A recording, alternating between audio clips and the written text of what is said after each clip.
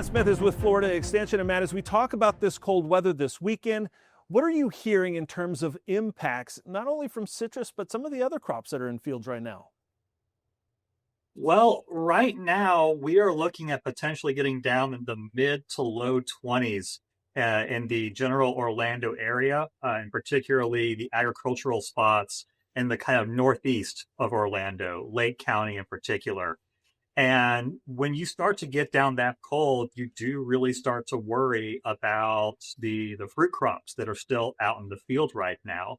Mainly in Lake County, that is citrus, strawberries, and blueberries. And with temperatures getting that low and potentially wind speeds being very high on Saturday night, that could potentially cause a lot of damage. Yeah. What are we talking to growers about? Is there anything they can do to try to mitigate this, or do we have enough resources right now, or are we just kind of stuck dealing with Mother Nature?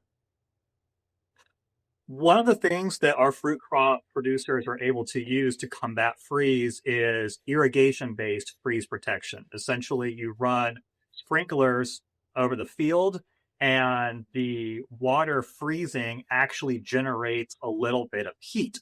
And as long as you're able to maintain even ice coverage and keep producing ice, you can keep temperatures at 32 degrees. Because having strong winds can really decrease the efficacy of irrigation-based freeze protection to the point that it can make things worse, it becomes very important to know what the wind speeds are actually going to be. Mm. As we get closer to the weekend, I am in constant communication with my growers to let them know, are we at a position where we need to run the freeze protection, or are we better off not running freeze protection and accepting we're going to get some freeze-related losses?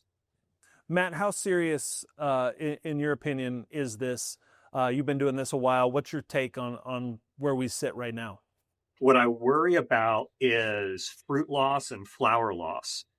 Citrus fruits, if you're below 30 degrees for about 4 hours, you start to see fruit damage, and we're getting much lower than that. Strawberries, the berries themselves, when you get in the mid 20s, you have a risk of losing both the fruit and the flowers.